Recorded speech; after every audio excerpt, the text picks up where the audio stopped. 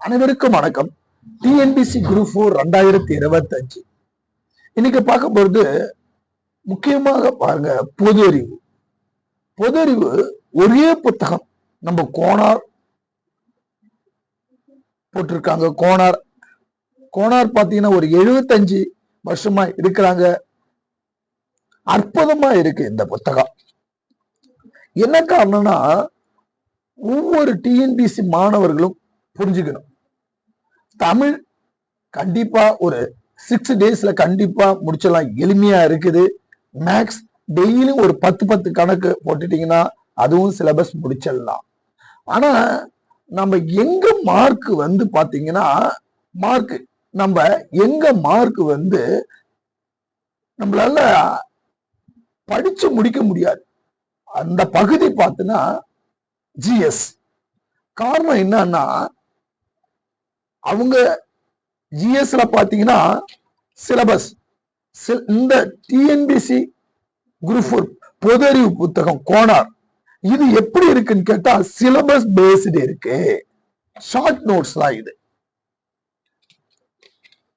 பாருங்களா, பொது அறிவு, இந்திய புவியியல், இந்திய வரலாறு பண்பாடு, இந்திய ஆட்சியல், இந்திய பொருளாதாரம், இந்திய தேசிய இயக்கம், தமிழ்நாடு, அந்த தமிழ் சமுதாய வரலாறு பண்பாடு, அத மரபு பண்பாடு சமூக, அந்த தொல்லியலை பத்தி படிக்கிறது, தமிழ்நாட்டின் வளர்ச்சி நிர்வாகம். இந்த 8 இருக்கு. 8 பாடம் சிலபஸ்ல இருக்கு. ஆனா சார் புதிய சிலபஸ்ல 6 யூனிட் தான் இருக்கு. ஆமாங்க, ஒண்ணுமே இல்லை. அதே சிலபஸ் புதிய சிலபஸ்ல மெர்ஜ் பண்ணிருக்காங்க. பொது அறிவு பிசிக்ஸ், அதாவது இயற்பியல், வேதியியல், உயிரியல்ல பாட்டனி, சுவாலஜி கவர் ஆயிருக்கு 10ஆம் வகுப்பு வரையும். அப்ப பொது அறிவு பாத்தீங்கன்னா 5 மதிப்பெண்கள் கொடுத்திருக்காங்க. நம்மளுடைய பொது அறிவுல ஒரு 100 பேஜ் இருக்குது. அதுல இயற்பியல் இருக்கும், அடுத்தது வேதியியல் இருக்கும், அடுத்தது பாத்தீங்கன்னா உயிரியல், பாட்டனி, அதாவது தாவரவியல், விலங்கியல் எல்லாமே இருக்கும். அடுத்தது இந்திய புவியியல். இந்திய புவியியல் ஒரு 5 மதிப்பெண் கேட்கிறாங்க. சிலபஸ் பேஸ்டு தான் இருக்குது நமது புத்தகம். எத்தனாவது பக்கம் என்னென்ன சிலபஸ் பாக்குறாங்க, 127வது பக்கம். ஏன்னா இந்த புத்தகம் வந்து ஒவ்வொரு மாணவர் கையிலயும் இருக்கணும். எப்படி படிக்கணும்னு நான் பிறகு சொல்றேன். ஏன்னா ஜிஎஸ்ல நீங்க கான்சன்ட்ரேஷன் பண்ணி ஒழுங்கா படிச்சுட்டீங்கன்னா கண்டிப்பா வேலை உறுதி. நிறைய மாணவர்கள் ஜிஎஸ் முடிக்க முடியல. ஏன்னா ஹவுஸ் ஒய்ஃப் இருப்பாங்க, வேலைக்கு போவீங்க. அப்ப அந்த வேலையெல்லாம் பார்த்துட்டு ஜிஎஸ் 5 மாசத்துல உங்களால படிச்சு முடிக்க முடியாது. நிறைய பாடங்கள் இருக்கு. கொஞ்சம் ஒரு பொறுமையா கேளுங்க, நான் எக்ஸ்பிளைன் பண்றேன். ஒரு 10 மினிட்ஸ் இந்த ஜிஎஸ் முழுமையா எக்ஸ்பிளைன் பண்றேன். அதுக்கப்புறம் நீங்க ஒரு அனலைஸ் தெரியும் உங்களுக்கு. இப்ப புவியியல் பார்த்தா 127வது பக்கம் பார்ப்போம்.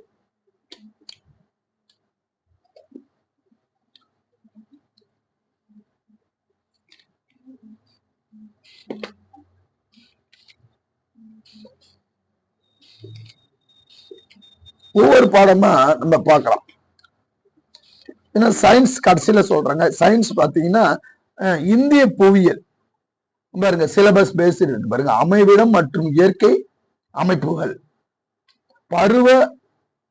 பருவமழை பொழிவு, வானிலை மற்றும் காலநிலை, நீர் வளங்கள் மற்றும் இந்திய ஆறுகள், மண் கனிம வளங்கள் மற்றும் இயற்கை வளங்கள். அப்படியே பாருங்க, இதெல்லாம் சிலபஸ் பேஸ்டு தான் இருக்குது நமக்கு.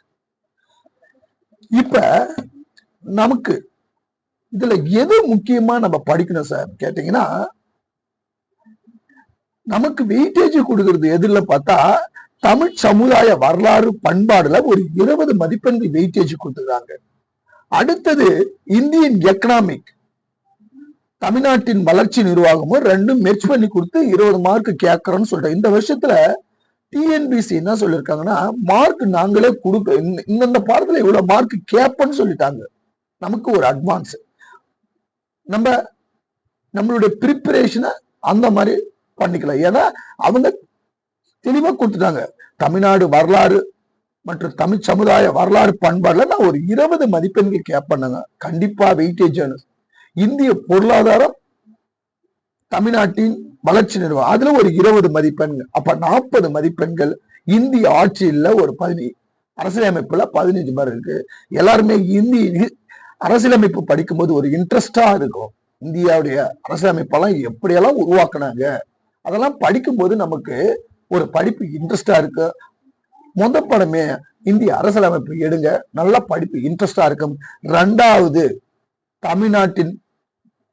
தமிழ்நாட்டின் வரலாறு மற்றும் பண்பாடு, தமிழ் சமுதாய வரலாறு, சங்க காலத்துல இக்காலம், அதுவும் இன்ட்ரெஸ்டா இருக்கும், படிக்கிறதுக்கு ரொம்ப இன்ட்ரெஸ்டா இருக்கும்.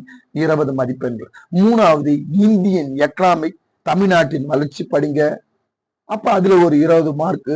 அப்ப 55 மதிப்பெண்கள் வந்துருது. அடுத்தது Indian history, culture and INM, இந்திய தேசிய இயக்கம், அதுல ஒரு 10, 65 மதிப்பெண்கள். அதுக்கப்புறம் ஜியோகிராபி 5 மதிப்பெண்கள், பொது அறிவியல்ல 5 மதிப்பெண்கள். இப்ப அறிவியல் பாத்தீங்கன்னா உங்களுக்கு ரொம்ப ஷார்ட்டா இருக்கும். ஏன்னா 5 மதிப்பெண்கள் கேட்கறாங்க. ஒரு 100 பேஜ்ல எல்லாத்தையும் படிச்சுட்டு நீங்க டெஸ்ட்டுக்கு போயிடணும். நாங்க டெஸ்ட் பேட்ச் நாங்களும் கலைவாணி அகாடமி வச்சிருக்கிறோம். அது ஸ்கூல் புக்ல லைன் பை அந்த கொஸ்டின் நாங்க செட் பண்ணி வச்சிருக்கோம். ரைட்டுங்களா? இது சயின்ஸ். அப்ப அங்கங்க நீங்க பேரண்டத்தின் இயல்புகள். சார் ஷார்ட் நோட்ஸா இருக்கு சார், ஒரு கொஸ்டின் கேட்கலாம். இப்ப நான் எப்படி ப்ரிப்பரேஷன் பண்ணணும்னு நான் சொல்றேன் பாருங்க.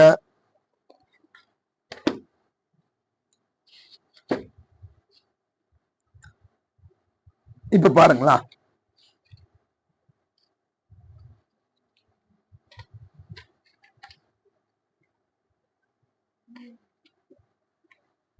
இந்திய அரசியல் நிர்ணய சபையின் தோற்றம்.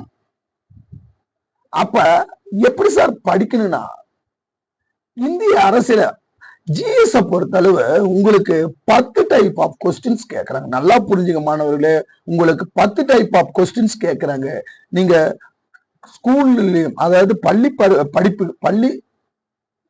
படிப்பும் சரி, கல்லூரி காலங்கள படிப்புல ஒரு பேராகிராஃபா படிப்பீங்க.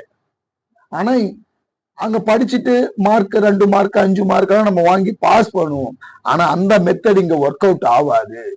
ஏன்னா இங்க எல்லாமே 4 ஆப்ஷன் கொடுப்பாங்க. ஒரு ஆப்ஷன் மார்க் பண்ணுங்க. சார் நான் தெளிவா இந்த புத்தகத்தை படிச்சு காட்டுறேன். இந்த புக்கு கவர் ஆகுதா, எப்படி ஃபாலோ பண்ண போறேன்னு நல்லா பாருங்க. அந்த 10 கொஸ்டின் எப்படி கேட்கறாங்கன்னா, கூற்று காரணம் கேட்கறாங்க, கூற்று காரணம் சரியான விளக்கம் கேட்கறாங்க, கால வரிசைப்படுத்த சொல்றாங்க, ஏறு வரிசையில எழுத சொல்றாங்க, இறங்கு வரிசையில எழுத சொல்றாங்க, தவறான இணை கண்டுபிடிக்க சொல்றாங்க, பொருந்தாத கண்டுபிடிக்க சொல்றாங்க, சரியற்றதை கண்டுபிடிக்க சொல்றாங்க, சரியானதை கண்டுபிடிக்க சொல்றாங்க. அப்ப இப்படி மேட்ச் த ஃபாலோயிங் முக்கியமா பொறுத்துக்க கொடுத்துடுறாங்க உங்களுக்கு. அப்போ இந்த மாதிரி கொஸ்டின் செட் பண்ணும்போது நீங்க டிஎன்பிஎஸ்ல எப்படி கொஸ்டின் செட் அந்த மாதிரி ப்ரிப்பரேஷன் பண்ணணும். ஏன்னா அவங்க ஒவ்வொரு லைன் கொடுத்து லைனை மாத்தி மாத்தி கேட்கிறாங்க. அப்ப இப்ப பாருங்களா, இந்திய அரசியல் அமைப்பு நிர்ணய சபை உருவாக்க வேண்டும் என்ற எண்ணத்தை முதலில் 1934 வெளியிட்டவர் எம்என் ராய். ஆமாங்க, 1934 எம்என் ராய் தான். அவர் என்ன சொல்றாருன்னா, பிரிட்டிஷ் ஆங்கிலேயர்கிட்ட இருந்து எங்களுக்கான இந்திய அரசியல் அமைப்பு சட்டத்தை தனியா எழுதுங்கன்னு ஒரு குரல் ஆங்கிலேயர்கிட்ட வைக்கிறாங்க. இந்தியருக்கான ஒரு அரசியலமைப்பு சட்டத்தை கொடுங்க சொல்லிட்டு முத கோரிக்கை வச்சிருக்கு எம்என் ராய் 1934. ரைட்டுங்களா? அடுத்தது 1935 அதை தொடர்ந்து இந்திய தேசிய ஐஎன்சி, இந்திய தேசிய காங்கிரஸ், அவங்களும் கோரிக்கை வைக்கிறாங்க. எப்படின்னா, இந்தியாவுக்கான தனி அரசியலமைப்பு சட்டத்தை உருவாக்குங்க அவங்க கோரிக்கை வைக்கிறாங்க. அடுத்தது பாத்தீங்கன்னா 1938 ஜவஹர்லால் நேரு அவர் கோரிக்கை வைக்கிறாங்க. ரைட்டுங்களா? அவர் என்ன சொல்றாரு, வயது வந்தோர் வாக்குரிமை அடிப்படையில் நாங்க அரசியலமைப்பு உருவாக்குவோம். 1940 ஆகஸ்ட் அறிக்கை லார்ட் லின்லித்கோ அப்புறம் ஒரு கோரிக்கை ஆகஸ்ட் ஆஃபர் தராங்க. செகண்ட் வேர்ல்டு வார் 1939 1942 வரை செகண்ட் வேர்ல்டு வார் நடந்து இருக்கு. அப்ப அந்த காலகட்டத்துல ஆகஸ்ட் அறிக்கை லார்ட் லின்லித்கோ என்ன சொல்றாருன்னா, இந்தியருக்கான அரசியலமைப்பு சட்டம் உருவாக்கலாம், ஆனா ஆங்கிலேயர்களும் இந்தியர்களும் சேர்ந்து உருவாக்குவோம் சொல்லிட்டு அவர் ஒரு ஆகஸ்ட் ஒரு ஆஃபர் கொடுக்கிறாரு. ஆனா அடுத்தது பாத்தீங்கன்னா அதுவும் நிராகரிக்கப்பட்டது. 1942 கிரிப்ஸ் தூதுக்குழு அவங்க ஒரு கூடுதல் சலுகை கொடுக்கறாங்க. என்ன, அதான் ஆகஸ்ட் ஆஃபர்ல சலுகை கொடுத்துட்டாங்களே. ஆனா கிரிப்ஸ் என்ன சொல்றாங்கன்னா, உங்களுக்கான அரசியலமைப்பு சட்டத்தை நீங்களே உருவாக்கிக்கீங்க, உங்களுக்கான அரசியலமைப்பு சட்டத்தை நீங்களே உருவாக்கிக்க அப்படி ஒரு கூடுதல் சலுகை தராரு. ஆனா காந்தியடிகள் அவர்கள் என்ன சொல்றாருன்னா, பின் தேதித்த காசோலை போருக்கு பின் நிராகரிச்சுட்டாரு.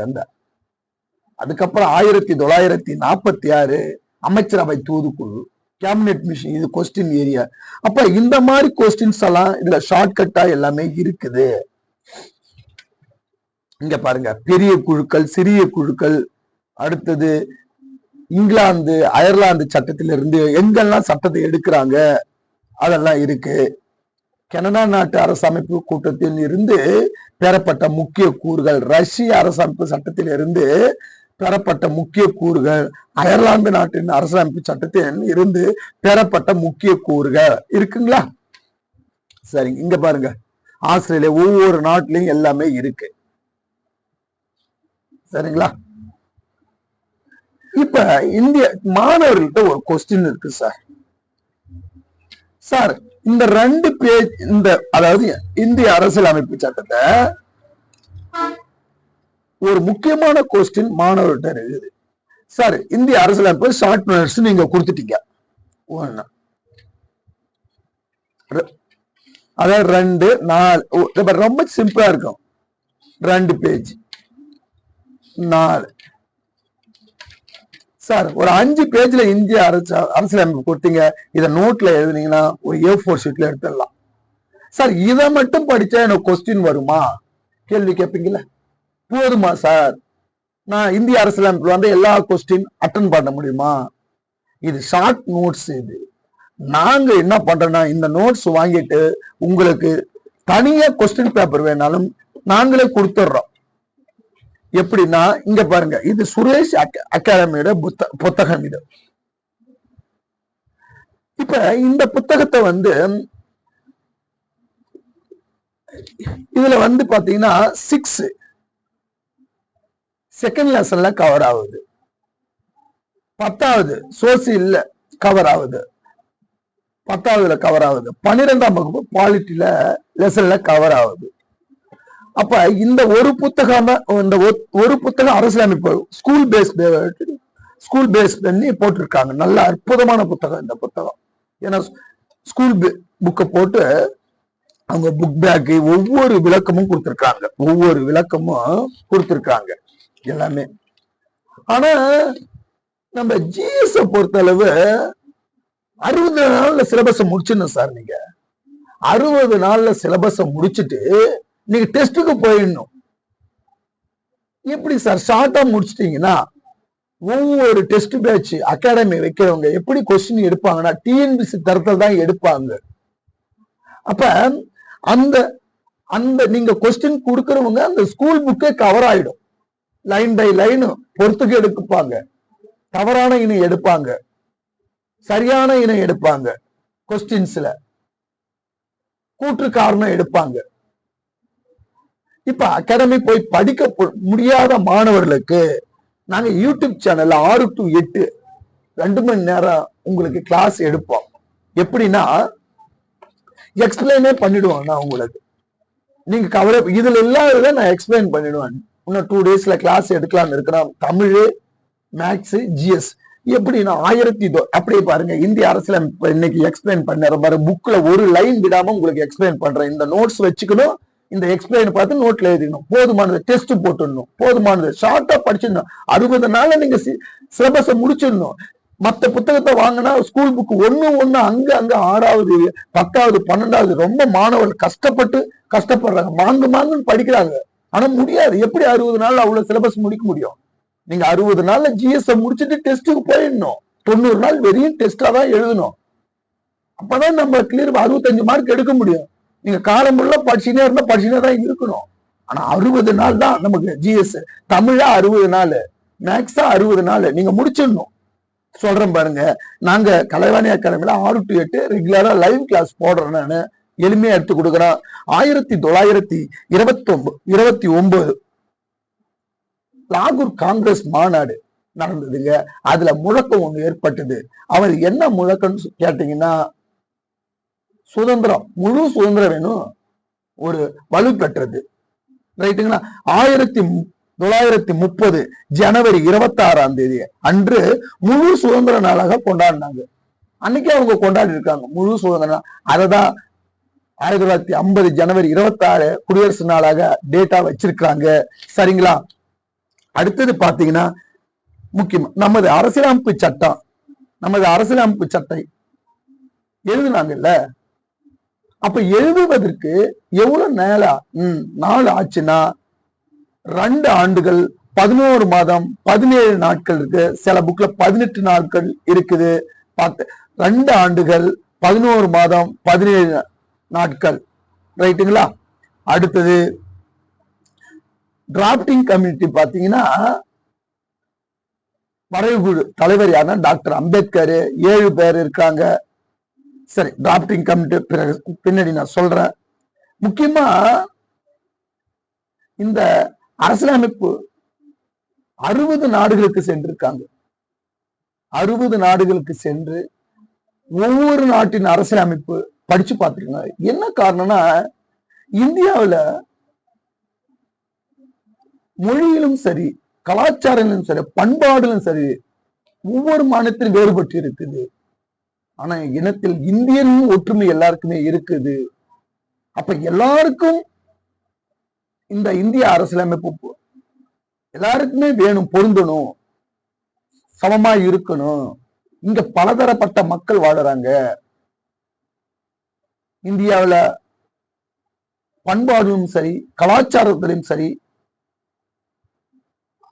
வேறுபட்டு இருக்காங்க. ஆனா எல்லாம் இந்திய மக்கள் எல்லாம் ஒற்றுமை, இந்தியன் வந்தா ஒற்றுமையா இருக்கிறாங்க. தமிழ்நாடு மாநிலங்கள் பிரிந்தாலும் தமிழ்நாடு, கேரளா, ஆந்திரா,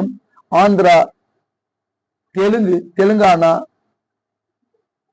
பல்வேறு வடநாடுகள், பல்வேறு மாநில பிரிஞ்சாலும் இந்தியான்னு வந்தா ஒற்றுமையா இருக்கிறாங்க. அப்ப அதற்கான இந்திய அரசியலமைப்பு சட்டத்தை நம்ம உருவாக்க வேண்டும். டாக்டர் அம்பேத்கர் அவர்கள் அரசியலமைப்பு தந்தை.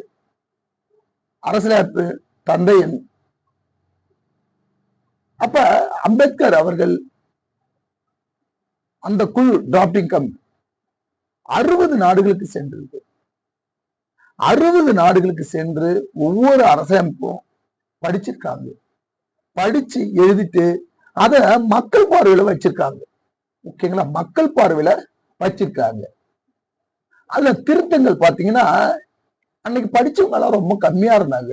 மக்கள் எல்லாம் கூப்பிட்டு, சார், இந்த நாங்க அரசியலமைப்பு எழுதி வச்சிருக்கோம், இதுல நீங்க குறை இருந்தா சொல்லுங்க.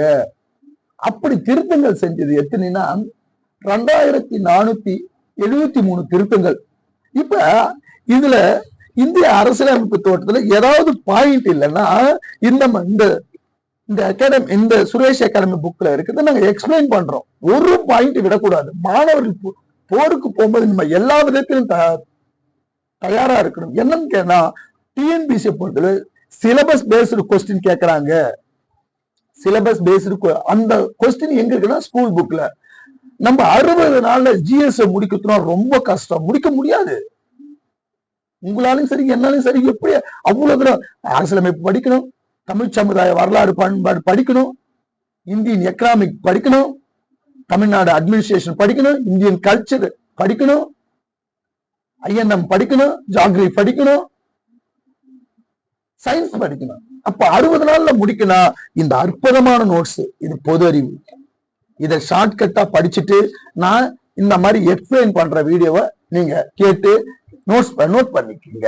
அடுத்தது பாத்தீங்கன்னா இங்க பாருங்க, அந்த இந்திய அரசியலமைப்பு 1946 அரசியலமைப்பு கேபினெட் அமைச்சர் அந்த தூதுக்குழு வருதுங்க. அதுல Pethick Lawrence, AV Alexander, Cripps 3 பேர் இருக்கிறாங்க அந்த தூதுக்குழு. ரைட்டுங்களா? அப்ப எப்படி சார் அந்த 389 உறுப்பினர்களை தேர்ந்தெடுக்கிறாங்க. அதுல 15 பெண்கள் இருக்கிறாங்க, பெண்கள் உறுப்பினர்கள். எப்படி 389 உறுப்பினர்களை தேர்ந்தெடுத்தாங்கன்னா, மக்கள் தொகை அடிப்படை, விகிதாச்சார அடிப்படையில். அன்னைக்கு மக்கள் தொகை இந்தியாவில பார்த்தீங்கன்னா 389 உறுப்பினர்கள் எடுத்திருக்காங்க. அப்ப 389 உறுப்பினர்கள் மக்கள் தொகை எவ்வளவு இருந்திருக்கும்? 38 கோடியே 90 லட்சம் மக்கள் தொகை இருந்திருக்கு.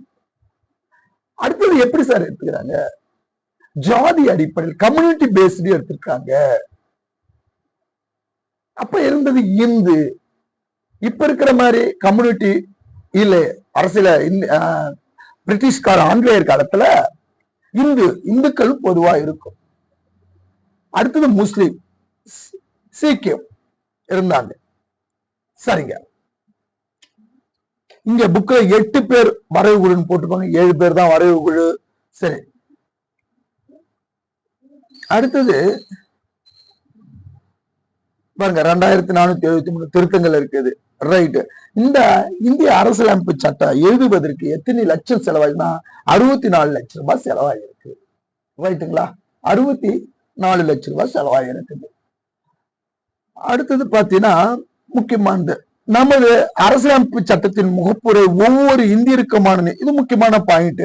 நமது அரசியலமைப்பு சட்டத்தின் முகப்புரை ஒவ்வொரு இந்தியருக்கான நீதி, தன் செயலுரிமை, சமத்துவத்தை உறுதி செய்வதோடு சகோதரத்தையும் வலியுறுத்த ரொம்ப முக்கியமான பாயிண்ட் இது. ரைட்டுங்களா? அடுத்தது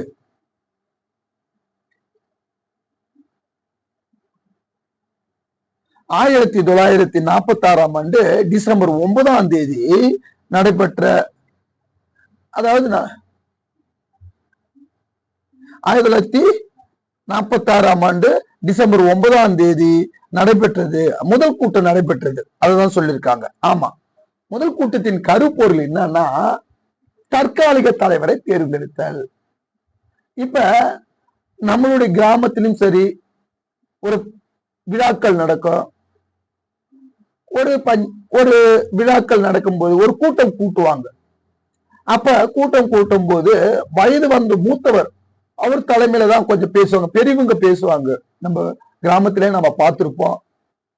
அப்ப இது எந்த மெத்தட்னா, பிரான்ஸ்ல அந்த பிரான்ஸ் முறை. இந்த 389 உறுப்பினர்கள வயது மூத்தவர் யாருன்னு கேட்டா டாக்டர் சச்சினந்தா சின்ஹா. அப்ப தற்காலிக தலைவரா தேர்ந்தெடுக்கிறாங்க. அதை பரிந்துரைத்தவர் யாருன்னு கேட்கலாம். 12வது பாலிடிக் புக்ல இருக்கு, உங்களுக்கு புத்தகத்துல இருக்குது. ஜேபி கிருபாலினி புத்தகத்தை பாருங்க. அந்த கொஸ்டின்ஸ் நாங்க இங்க காட்டுறோம் பாருங்க, இங்க இருக்குங்க.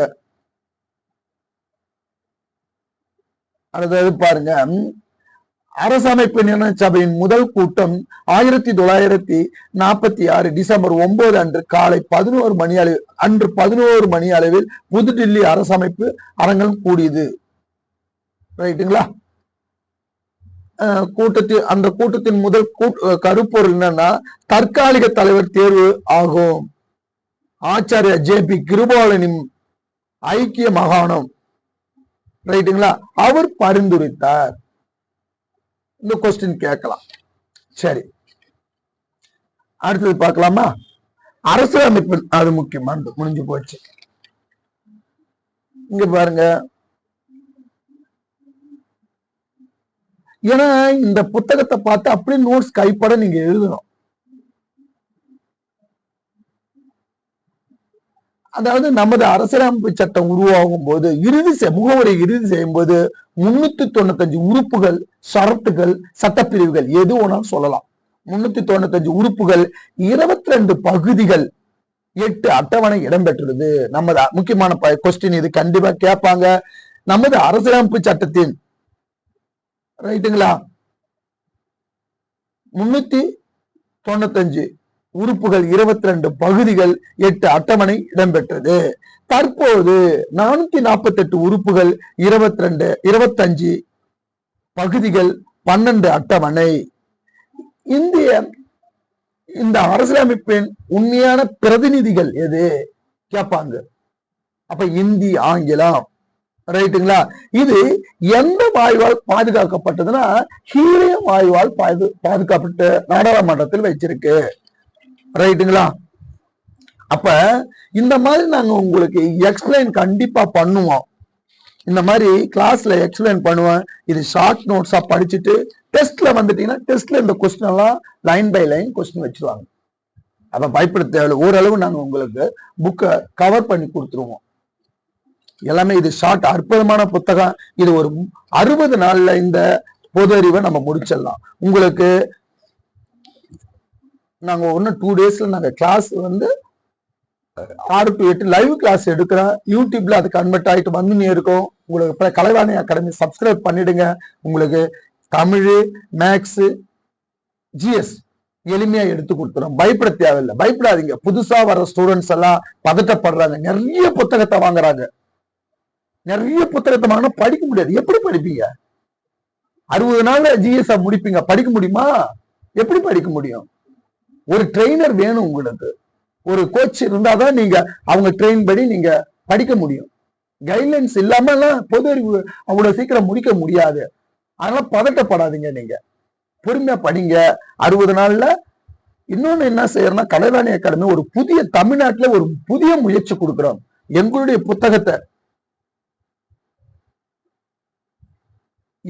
புத்தகம் எங்களிடம் வாங்கினால் உங்களுக்கு எக்ஸாம் வரையும் ஒவ்வொரு பாடத்திலையும் டவுட் உங்களுக்கு நாங்க சொல்லி கொடுத்துருவோம்.